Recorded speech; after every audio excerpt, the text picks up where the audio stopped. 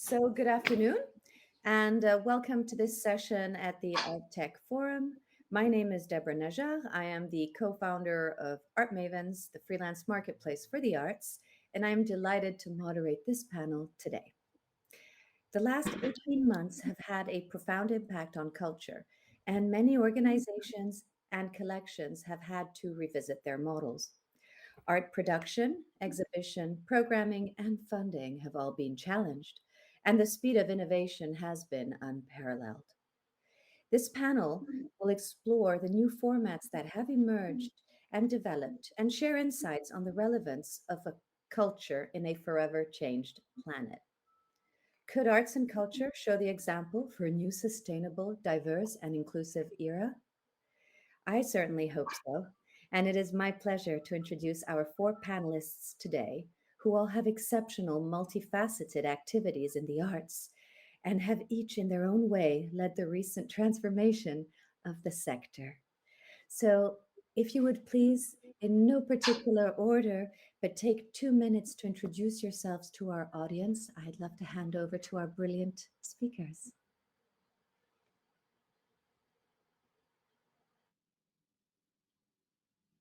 I, for one, can't stand a silence, so I will start. My name is Allison. I'm the founding executive director of the art gallery at New York University in Abu Dhabi, and we are a non-collecting museum space on the Kunsthalle model, and have been part of the sort of the opening of the New York University campus in Abu Dhabi, which is a 4-year degree granting liberal arts college, in which exhibiting art is considered a core part of the teaching and learning mission, as well as connecting to the community. And I'll tell you more about that when we come back to the conversation. Nice to see you. Bernadine, would you like to Hi, I'm Bernadine Wieder. I'm the CEO of Vastari, an online platform for connecting exhibition professionals, whether that's museums, private collectors who own relevant works, and venues, as well as exhibition producers for shows around the world. And of course, there was a huge hiatus in booking new exhibitions over this past year. So we've been developing new tools for the Web3 economy for exhibition producers.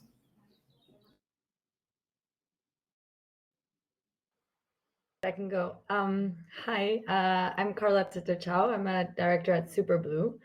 Superblue is kind of a new gallery concept that was born out of Pace Gallery, first as a department of Pace, and then its own concept and company from August of last year.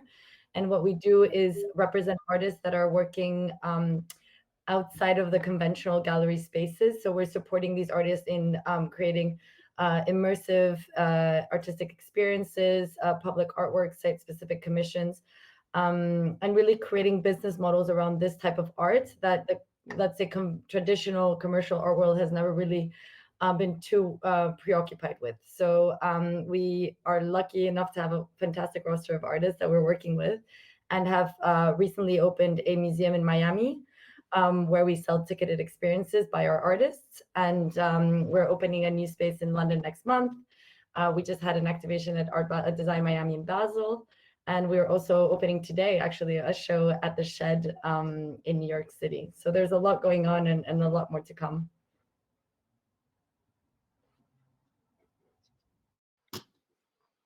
And Sylvain? Hear me? Yes. Good evening or good afternoon, everybody. Thank you very much for inviting me. Not just I wanted to tell that we haven't discovered the digital world with the COVID, with this collection that we found began to use the digital tool since 2005. In 2011, we had an app on iPad. 2009, we were on Second Life. And in 2010, 2015 went in VR. And with the COVID, we went into video games, social platforms. But what I would like to say, it was very interesting to see the nominees for the prize of this year. I think first I was very inspired by all these people, as the young persons who are really, young generation who are really trying to push the boundaries. But no one pronounced the name Metaverse. And it's a little bit surprising when you know what's happening around this word. Nobody was pronouncing this word. And just to make it simple, what is Metaverse? Till today, you had the Internet 2.0, which was we go on a website. The Internet 3.0, which is the Metaverse, you will live in the web, in the Internet. Because today, everyone has a digital twin who spends between 5 to 7 hours on this digital world. This digital twin has desires, way to connect, way to consume. And today, with platforms like Roblox, like Fortnite, like Decentraland or Sandbox, we are creating a world where people will live in. But what is very important is that in this world, which is in a certain way, we need to infuse art and humanism. So this is our challenge for the next 10 years. Thank you. And thank you all. And I think to start with the beginning in a way, and with the genesis of these new formats triggered by what we have all collectively lived in the last 18 months. As we know, and I speak to also an audience that is maybe less versed in the visual arts, but over the last 18 months and with the pandemic, there's been huge concern for cultural institutions. There have been closures, obviously, there has been loss of income for professionals. There has been fall in ticketing sales, loss of sponsorship, and really a lot of our activities have been endangered. And yet through it all, there has been a beacon of light in transformation, in innovation, even in a professional reconversion of professionals delivering their activities and their knowledge in different ways.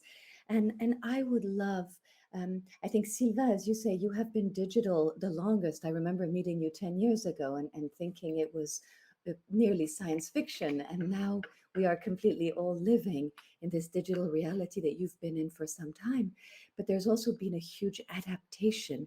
And I wonder if you would share a little bit these new formats, as is the title of our panel, these changes that have occurred. And maybe, Maya, if you would start, given that you had a physical venue open when and delivering artistic experiences in the traditional sense when all of this happened and the UAE went into shutdown.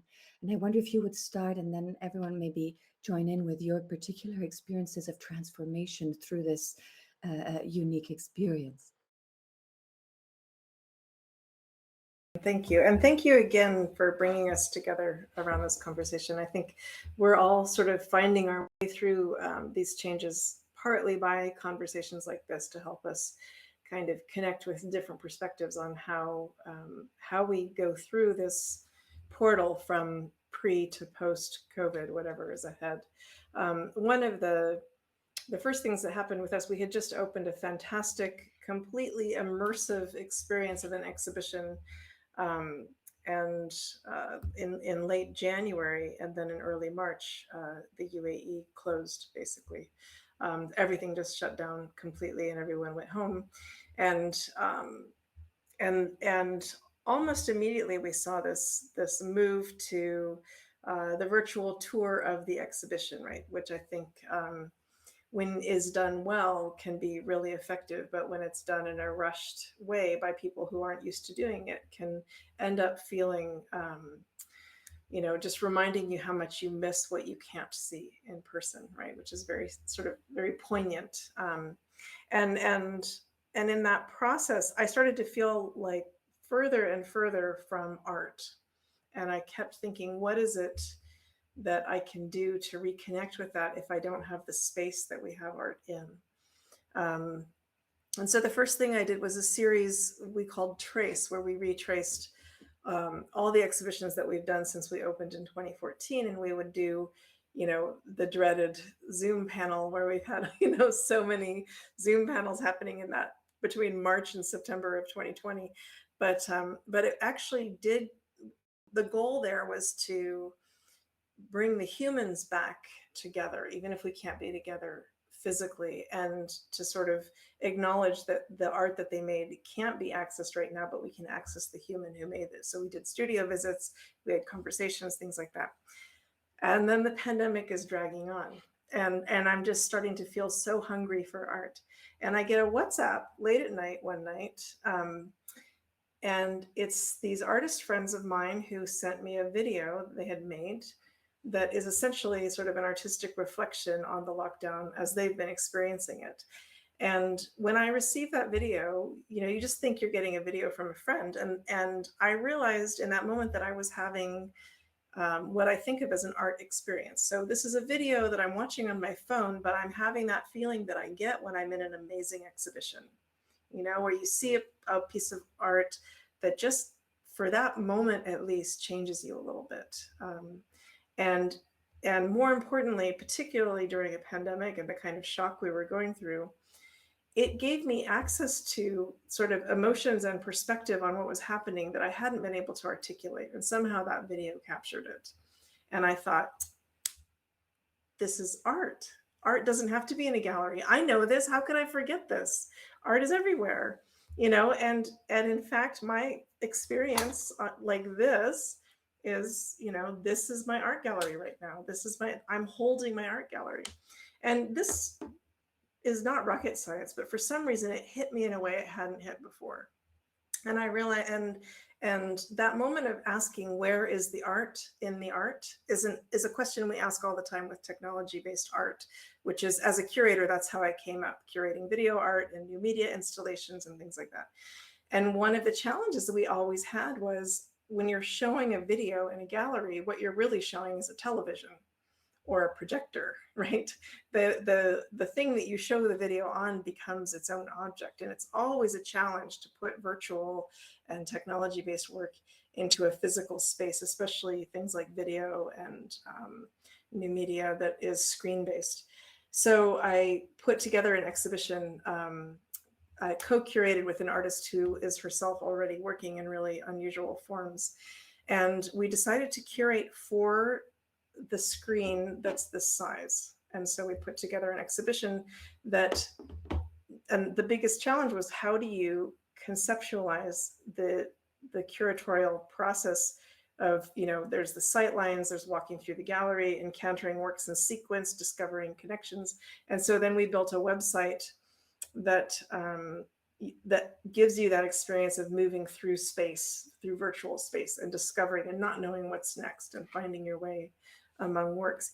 And this process made me see that technology, I've always really respected technology as an art medium, but this made me understand that it reminded us both of the beginnings of the internet, when anything seemed possible, right? That internet was going to be a place that forced us to rethink time and space, hierarchy, connections, and so on. And in this moment, actually, the internet did become where I rethought what is curating and what is space and what is connection and what is art. And so it was actually a very kind of heady and beautiful process that reactivated my faith both in art and technology. As much as I, you know, am happy to be coming back to work in person, that moment was a really valuable one. So that's my story.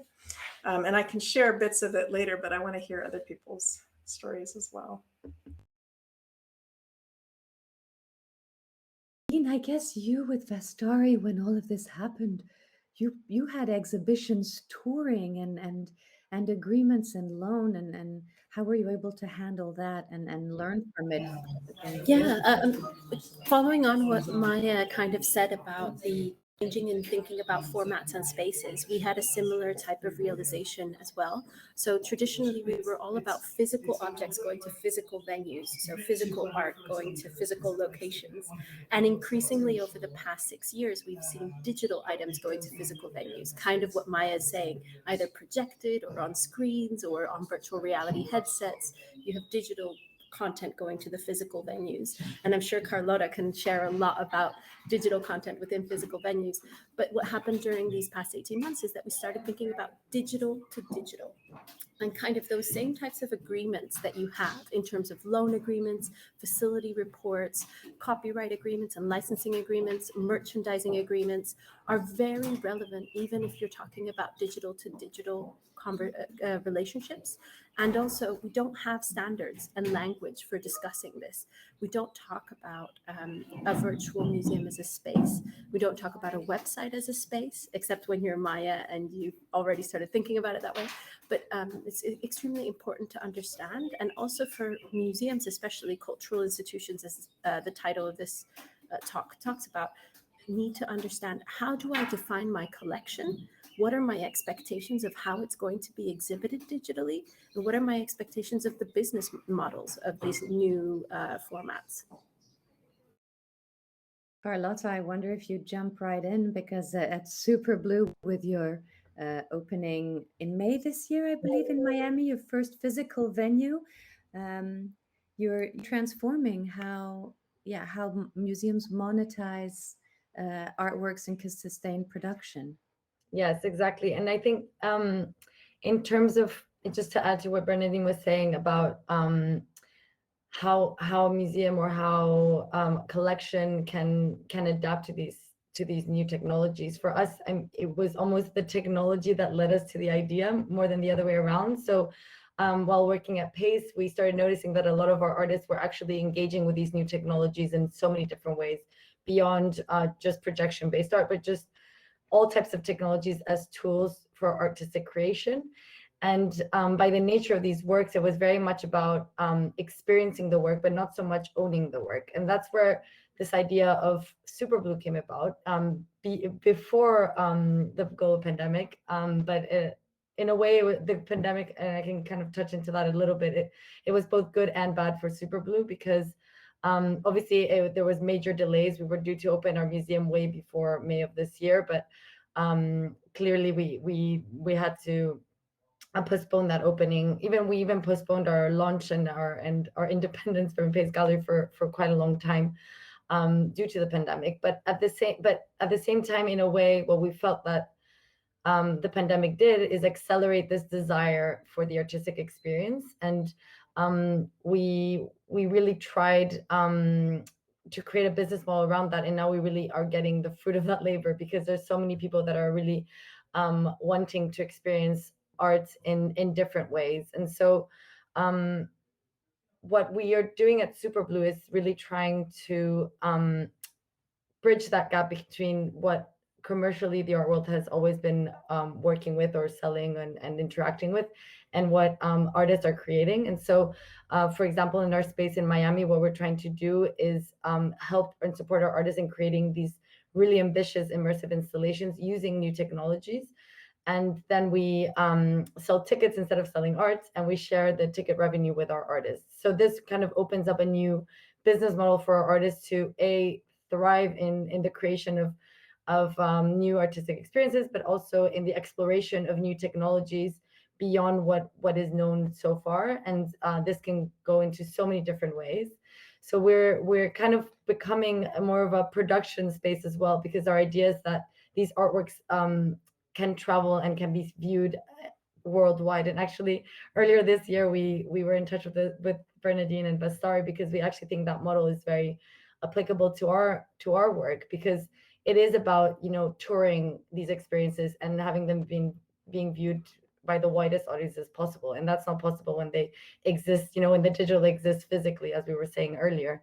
If it's digital to physical, that physicality needs to be experienced by as many people as possible, and the only way for that to happen is if it travels widely. And so we're exploring this way of having these projects travel beyond Superblue spaces into museums, into collections, and other types of venues, and just kind of continue their lifespan as long as possible.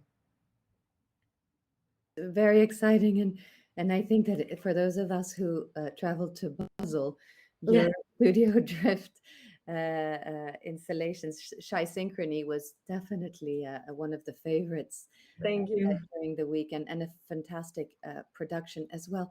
Sylvain, as you opened the door to the topic of the metaverse, and I think it ties in so nicely with Bernadine's evolution in loans as well. But Sylvain, I've been wondering, you've been so far ahead in terms of organizing exhibitions digitally in all these different ways that you've explained through gaming, on Decentraland, on so many different mediums, and constantly taking the lead and being possibly the first to bring actual artworks there. And yet your collection is a physical collection of Chinese art, and you've been constantly pushing these boundaries digitally. What is next for you? How is that? How are the opportunities decided upon?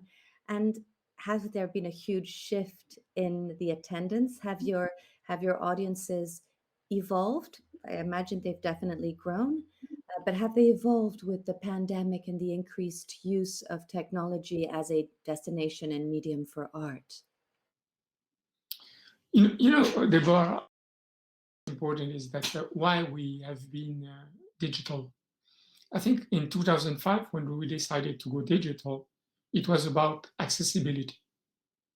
We wanted, with the digital tools, to reach especially the Chinese people.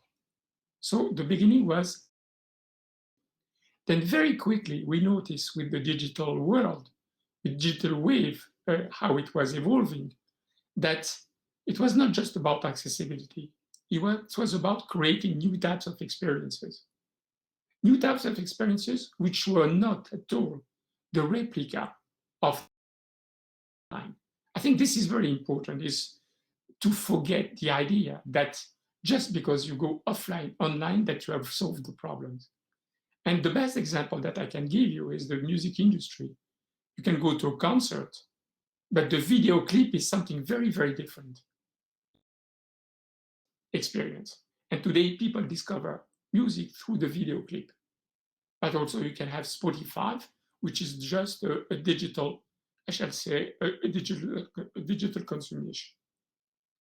So the second thing which was important was to create the, I should say, relevant with how the technology was moving.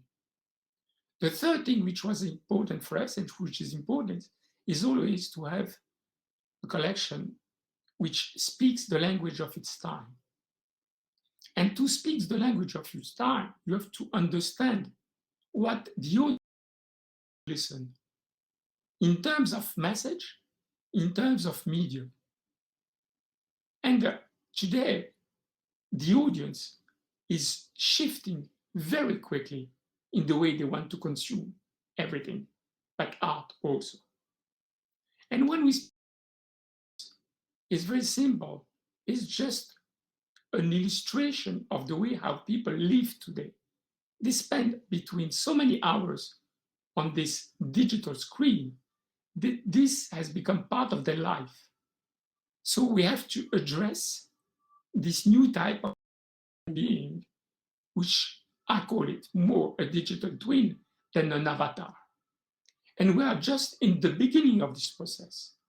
And coming back to Carlota, I think that what you're doing is very interesting, because till today, the museums, there is no museum in the world which, because the museum business model was only about footage. If you look at all the cultural industries, music, newspaper, film, book, video, it's about digital content and digital content monetized. And what you're doing today, Carlota, is you're bringing this idea of monetizing the content. By my only difference with you, if I can speak like this, see you to bring people to, I shall say, experience your art, you bring them in a physical space. Way. I tell you, I can do exactly what you're doing into a headset. And I can do that even with the social aspect, because the social platform today allows people with a headset, one in Shanghai, one in New York, one in in a retirement house, their grandson in the house, they can now visit and experience, and they can feel that the experience is relevant.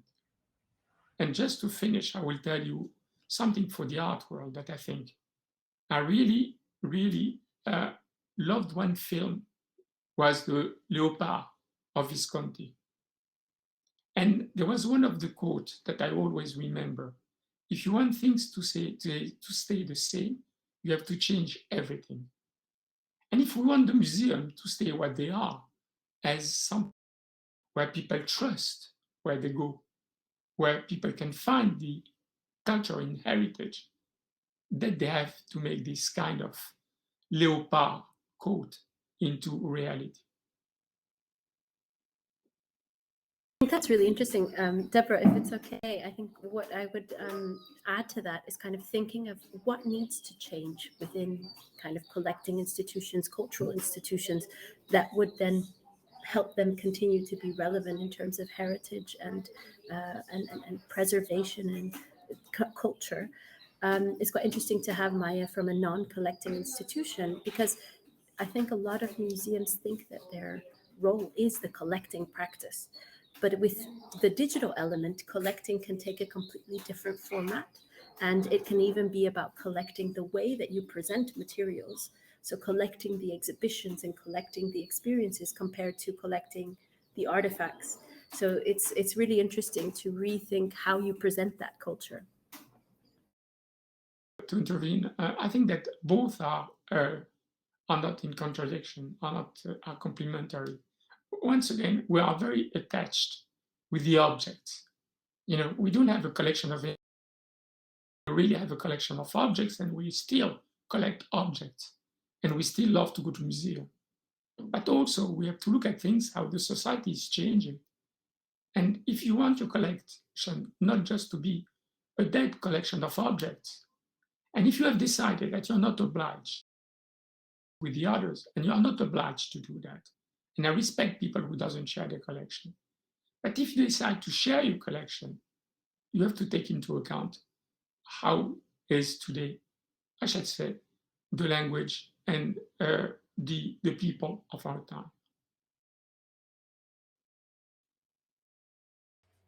I think I wanted to go back just quickly to a point Sylvain made earlier about how we can use technology, and I think it's really important to note that for us at Superblue, the way, beyond the fact that our artists are obviously exploring new technologies to create art, but in terms of more of our physical spaces and what that means in terms of what our vision for the use of technology within these physical spaces is that for us, it's really about that bridging the digital versus physical gap. And what Sylvain was saying earlier about you can't replicate what's happening offline, online, but you have to find a way in which they complement each other. And we're very early. We just launched in May, but we're developing an app where the idea is for things that are happening offline, for us is the physical space becomes the beginning of a conversation, and that conversation can then continue on online. And that's what we think is the real value of the digital space, is that anyone in the world can connect and can have a dialogue and a discussion and a shared experience that is impossible or very difficult to do in a physical space. And so we're looking into different ways in which we can use technology, not only to continue that conversation, but also to create and build onto the Superblue community, whatever that way may take us. And we're very open-minded about how we can collaborate with different actors in the field to really create an environment that supports what our artists are trying to do and trying to achieve, and the themes and discourse that they're trying to share with their work, but also how that Superblue community can grow over time beyond our physical spaces. Isn't it interesting how there's been a lot of community building and hyper localization through this confinement, and is that going to remain, or is it breaking up? I'm sure you're seeing trends in your respective communities. It's certainly interesting to see how we adapt to this hybrid model. Bernadine, you also came up with something really exciting, because we had discussions and also with Sylvain, in fact, about technology at the service of art and not the opposite. And Bernadine, you've been supporting some nonprofits and museum institutions to harness, and I don't want the conversation to go into NFTs because there is another session focusing exclusively on that. But you have, through this confinement, through this new market, arrived at yet another way of generating revenue for institutions, which, Carlota, is also what you are offering through Superblue for institutions that would lease the experiences. So I Yeah. wonder if we could share new avenues for monetizations that have come up. Yeah, I think it comes back to what Carlota was saying about community. I think a big part of this Web3 and the metaverse is building communities online and allowing for community ownership, community engagement. And yes, there is hyper locality in terms of people were traveling less. But interestingly, a lot of museums were talking about a museum in London having visitors from Korea to their online talks that they never would have had before. So there's also this new globalism and these new international communities coming about through the online metaverse, if you will. So I think the common thread is community-driven activities. And what we've seen with NFTs is it's one other way to engage with your community through building digital assets or digital souvenirs that have a connection with the people who attend your events, physical or virtual.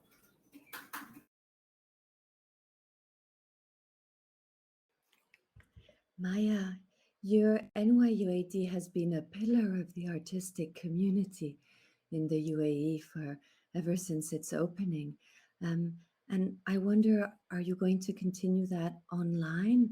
And I wonder if you'd also just touch upon, just quickly, you're curating the UAE pavilion at the Venice Biennale. Is this going to be a very different Biennale following what's happened?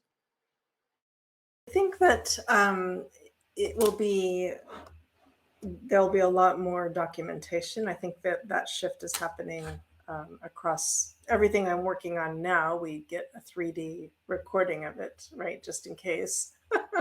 But to my knowledge, I'm not hearing anything significantly different from a typical exhibition project, other than a lot of attention and planning to the documentation process. I think we all now think in terms of, if we close, have we documented it? And can we make it accessible to the public? And I think we're doing the same thing in our gallery. And although we are moving back into opening in person soon, finally, we now have built into our process this, this awareness and discovery that we don't have to rely only on footfall, but in fact, electronic connections expanded our audience. I mean, we were having events that had people from like multiple continents attending. And it was a huge moment of realizing how much we were limiting our audience by requiring the event to be in person, not even realizing we were creating a limitation until suddenly we had to find a way around it. So I do think that will continue to be, that the hybrid event in particular will be something we see and plan for some time. I did a hybrid event recently where, it's a masked audience and we're masked, and then there's a video component where there's people watching from Zoom, and so you're both virtual and not virtual, and in some ways it's not the best of both worlds until we feel like we're at a place where we're no longer all, at the time, several meters apart and each person sitting alone in a chair. Like, it had this really kind of strange hybrid feeling that nobody quite knew what to do with. But I think that we'll figure it out. And I think that this actually does make all of us realize how much more we can see art, and we don't have to limit it by where we are physically. And I hope that also means we see a reduction in carbon footprint, although I doubt that will happen, but one can hope.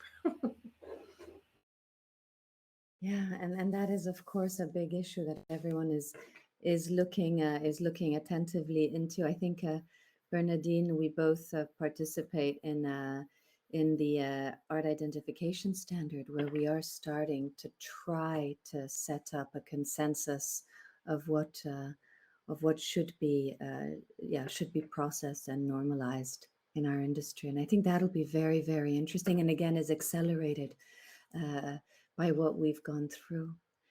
So Kathy, I'm sorry, do we have any questions? We've been so busy, we haven't given you the microphone. No questions so far. We're covering everything. So we have, I think, 5 more minutes to go. Yes, there's a break afterwards, but you can carry on a little bit if you want. Okay. Well, should we have maybe some wrapping comments? Would anyone like to, or any other questions among the panelists? And if not, maybe we can. All right, can I suggest you? Yes. I'm not doing any type of advertisements, but you should look at a new fair in Asia called DAF, Digital Art Fair in Asia. And I think this will be one of the model of the next fairs for the future.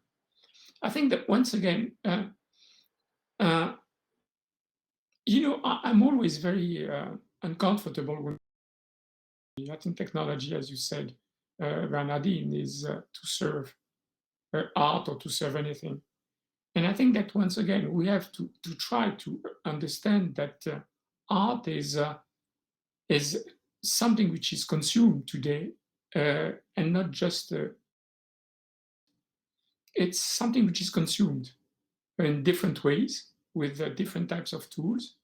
It can be physical, it can be digital, it can be through NFT, it could be. But the problem is that the nature of art is changing. And so we cannot apply that was an artwork, because today an artwork has become something very, very complicated to define. An artwork is between luxury, entertainment, finance, culture. It's becoming something a little bit different than it used to be.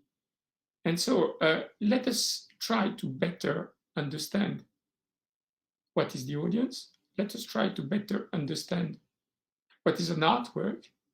Let us try to better understand the world in which we are living. And perhaps we could find some clues. And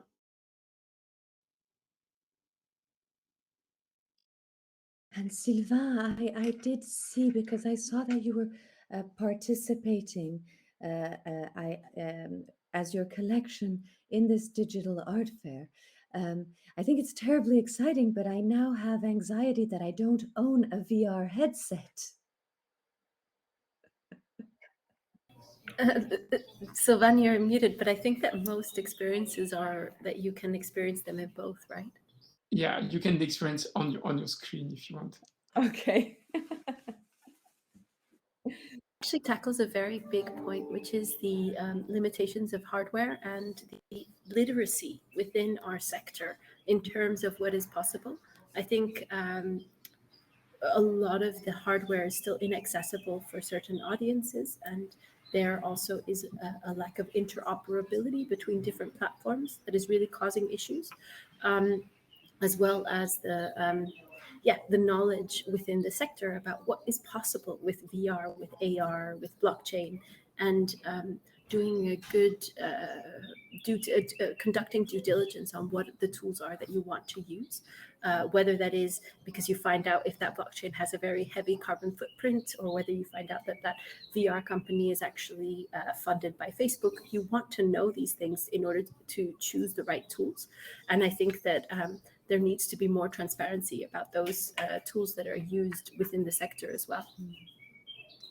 And an understanding of their applications, so that when you as collectors, institutions, galleries invest in one avenue, you know that it is something that will be applicable across different mediums for a certain amount of time, certainly.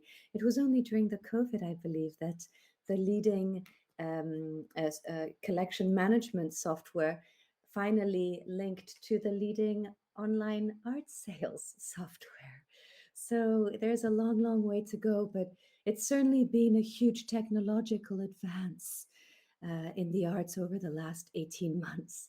So I am hopeful that with talents such as you, it'll continue to go very fast.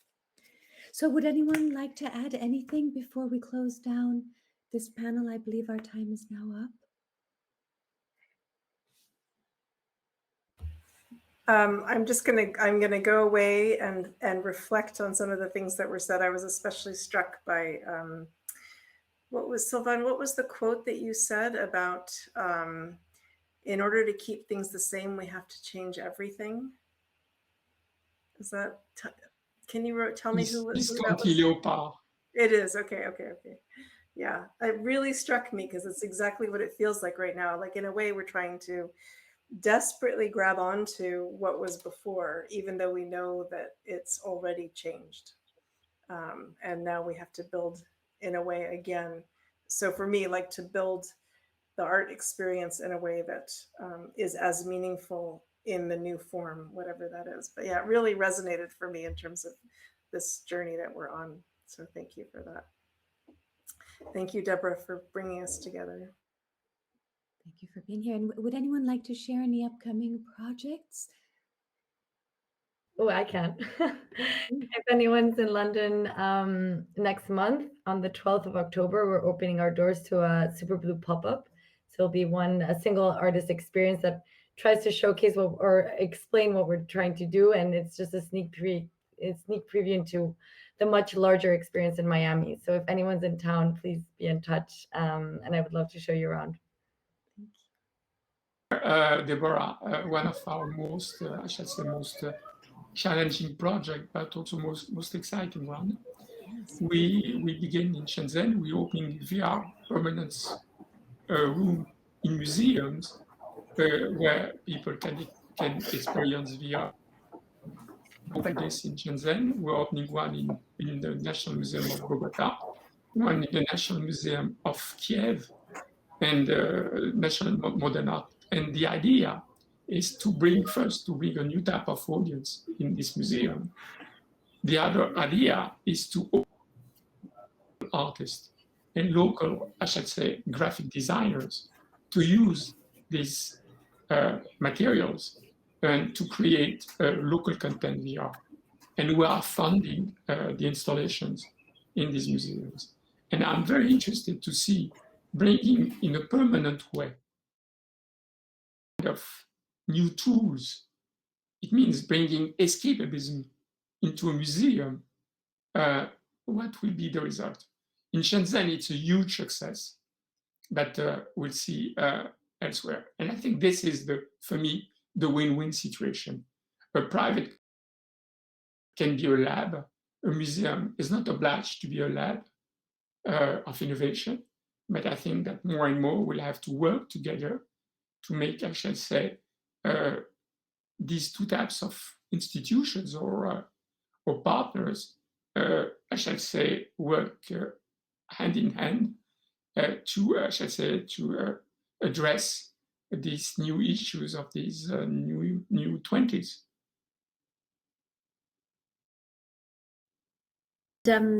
I guess I'll also reach out to everyone if you're interested in these types of discussions. We're also hosting webinars at Vastari about exhibitions and how they are changing, ranging from looking at interactive VR experiences that are being developed, where you can have many people at once within the space, to talking about digital artists of the 60s and their influence on art today, and even about whether temporary exhibitions are under threat or needed more than ever for museums. So if people are interested in those discussions, they can join us at Vastari.